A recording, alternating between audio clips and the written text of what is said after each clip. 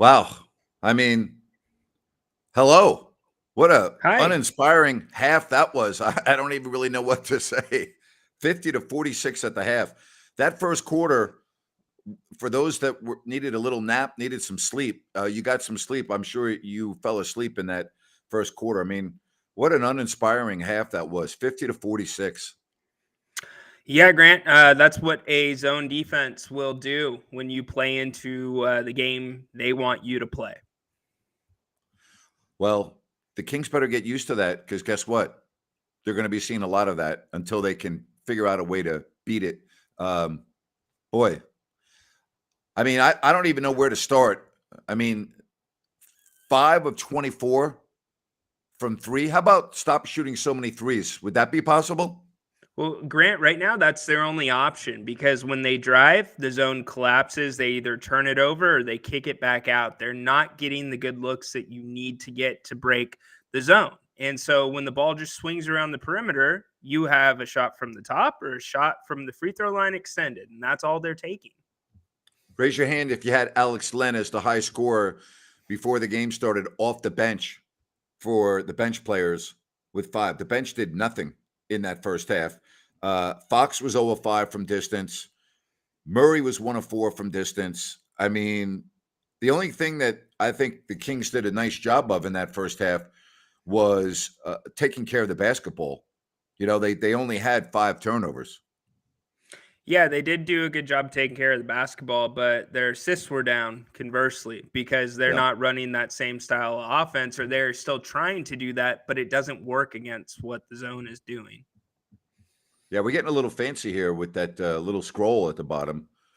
Ryan's just he's a YouTube Periscope magician, man. That's what he is, you know?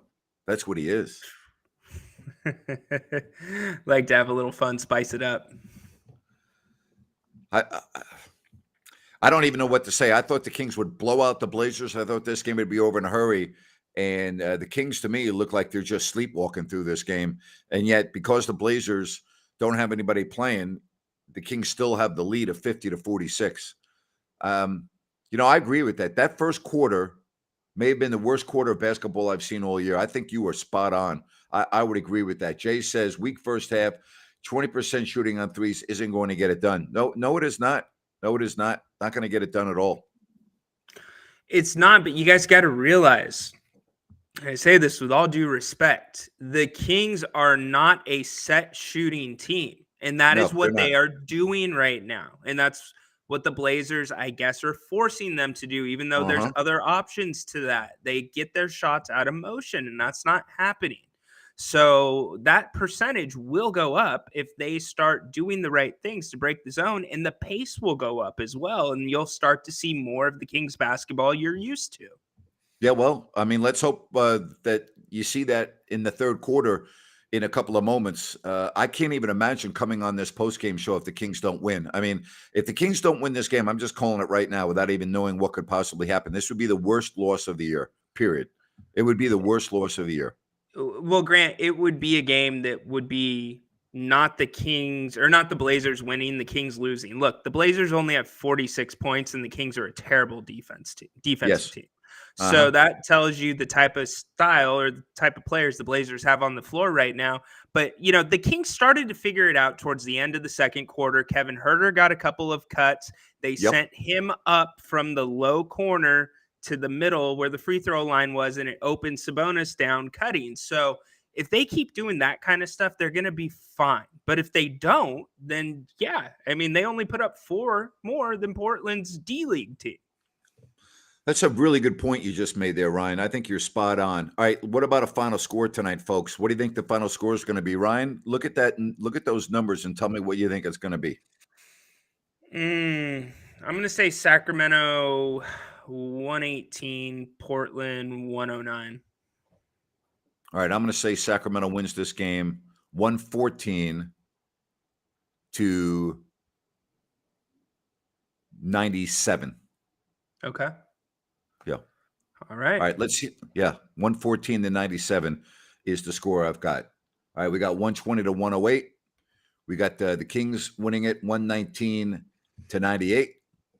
So keep the scores rolling. Tell me what you think the final score is going to be. Ryan and I are going to be with you, obviously, after the game as well. And we want to tell you about Bennett's coming to Rockland very soon. The locations in Roseville and Sacramento. Bennett's with their prime seafood and steaks. Don't forget the prime rib on the weekends, the weekend brunch. Over 50 different types of wine available for you by the glass. Just go to Bennett'sRestaurants.com. You can check out the menu and everything else. You can get your food to go. It's all there for you at Bennett's, Roseville, Eureka, and Lead Hill, and in Sacramento, Howe, and Fair Oaks. Bennett's, you're going to love the food, the ambiance. It is awesome. What is not awesome right now are the Kings, although they do lead it 50-46. Yeah, 50-46. What do you make of the Alex Lynn getting more playing time and now being the leading scorer off the bench? I'm surprised by that. I mean, you asked me what I make of it. I'm a little bit surprised, to be honest with you. We haven't really seen him that much. And again, I don't really know what to make of it. He had 5 points and 3 rebounds. Not like he played a lot of minutes. He only played, played 7 minutes. Yeah, he only played 7 minutes, but it's also now a game and a half where we've not seen Metu. And this is a game, arguably Metu would probably be able to get into style-wise. So I find that interesting, but there's bigger things to pick apart, like the shooting and such. And free throw line, the Kings were only there 7 times, or how many times, Grant? 10 times? Their free throw numbers were 7 of 10 in that first half. Yeah. So they've got to get to the line a little bit more, but they just got to get out of the mud. They're in the mud right now. The Blazers were 7 of 7 from the line. It's not like the Blazers shot the ball well from distance. They were terrible too, 20%, 3 of 15. So, I mean, that's just an ugly half of basketball. There's just no other way to say it for both teams. That's just an ugly half of basketball. That's hard to watch, that type of basketball. Yes. You know what it kind of felt like? I tweeted this out, and even the atmosphere with the crowd, it's like the JV team playing before the varsity team comes on. Great point. It just has that weird feel, but and we see your comments about the scroll. We'll talk about getting rid of it if it's too distracting for you. But it's just got a weird feel. But this third quarter, Grant, how important is it for the Kings to come out strong? It's everything. I mean, and they've had some really big third quarters recently, and there's no reason to think that they can't have one right here. They really do. They need to. And the other aspect is you're now winding down the season, and you may not. Again, I don't know. Memphis lost tonight, so I mean, the Kings could conceivably, be only 2 games back, which is 1 game back of the second seed. But you could have a situation, Ryan, where let's say the Warriors game and the Nuggets game don't mean anything. So you're not going to really get in a rhythm from those games. The last thing you want to do right now is go from playing A-level basketball, which I really think, Ryan, the Kings have done for the most part since the All-Star break, and go into the postseason not clicking. I mean, that's not what you want. No, it's not, Grant. And the other thing you don't want is this much tape showing that you do not know how to respond to a zone defense heading into the playoffs. So not only do they need to come out strong to win this game, but they need to show the rest of the league that they can crack this thing rather easily. Yeah, the word is out. The league now knows. And you're going to see a steady dose of zone. I don't think there's any question. Jerry's been talking about this for quite a bit. You've been mentioning this, but it was really apparent in that first half. So it's right there for Sacramento. They're playing a team that really is completely shorthanded. It's only 50-46. The Kings just flat out, not, as you said, offensively, the Blazers have taken them completely out of sync. When they do get their threes, they're not the threes that they normally like. Their 3-point shooting percentage is horrendous, all right, at 20%, 5 of 24. So, all right, so give me your number one key then here in the second half. My number one key has to be Kevin Huerter and Harrison Barnes. They have to have huge second halves. And I say that because those are the 2 guys that are in the most important roles to crack this zone defense or zone defense. If they can do that, the Kings will win the game because that's when the threes come from the inside to the outside.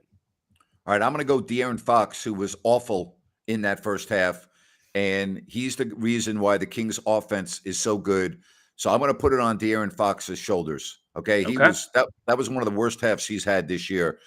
I think De'Aaron Fox has got to be De'Aaron Fox in the second half, and I want to see him become De'Aaron Fox in the second half. Here's the other issue I don't like about Fox. Okay, and I understand what you're saying about collapsing and everything, but he didn't get to the free throw line at all. And I understand that's part of what you're saying and part of the strategy for Portland. But I want to see him be De'Aaron Fox here in the third and fourth quarter. I haven't seen him play. I thought that was, again, I think that may have been his worst half of the year. Well, Grant, for De'Aaron, what's most important about his speed, his first step, right? That's Yep. what gets Yep. him by the defender usually, and the rest is gravy. Well, now he's going to have to make two moves to be able to Mhm. get to that hoop, because as soon as he gets by the first one, you have another guy stepping up. So he's going to have to figure that out or dish it off. But either way, he's got to get going, like you said. And how about Malik Monk? When are we going to see Malik Monk have one of those games? He, again, really ineffective in that first half in 11 minutes. Didn't do anything really. No, he's shooting 3-point contest Yeah. threes right now. That's all Malik's doing. I know he's trying to get the big guys involved, but he's got to find another way to contribute other than scoring if it's not going to be scoring. All right. We really didn't talk at all about Portland because when you look at the roster, most of the players you've never even heard of before, and I'm being cynical a little bit, but Yeah. you made a good point. I think when we were on with Jerry today about the Blazers are, and I think maybe Connor said this as well. There are a lot of guys playing that are playing to show not only their organization but other organizations, hey, I can play in this league and look for me. So the effort. I can't fault the effort for Portland. I just think it's talent based right now. No, it's they're working their butts off right Yeah. now against this Kings Yep. team. They're within 4 points, but the talent separation between these two teams it's insurmountable. You can't even quantify it, and that's why it's very frustrating to see a score like this. All right. Again, 50-46. Ryan and I are going to be on right after the game. And this one says, ever since the Magic never became one, the Kings have been the basketball version of, well, I'm not senioritis in college. Oh, my gosh. Yeah, there are a lot of Kings fans at the game tonight. I've heard that as well. So that's good to see. They're being well represented up there in the Pacific Northwest. Senioritis, huh? I had that, except for I had that for 4 years, not just 1 year. 4 years of senioritis. I had senioritis for 4 years of college. Well, it's hard. What was your live read at the radio station? That was the funeral report brought to you by Klotz Flowers on East Wooster Street. East Wooster Street, Klotz Flowers. Yes. Got to make sure you got it. Not just Wooster Street, East Wooster Street. East Wooster. That's right. Try saying that fast at 6:15 on a Wednesday morning when it's 10 below zero, and you walk in and you're still frozen when you're doing that at the radio station. And you're a guy that doesn't drink coffee. No way. No way. Okay, I do want to update people on the shirts because I've been getting some emails. You can still order the shirts. All right, I'll give you the website. All right, there you go. If you don't like that.com/shop or grantnapier.com. You have an update on deliveries and things of that nature? Because I just got a couple more emails today on that. Yeah, we're picking up just about 10 more shirts just because of sizing, and those will be going out by this weekend, I believe. So we'll get them out to you. All right, awesome. We'll talk to you at half, buddy. All right, talk to you soon. Sounds good, and thank you, everyone, for joining us right here on If You Don't Like That, back in about an hour.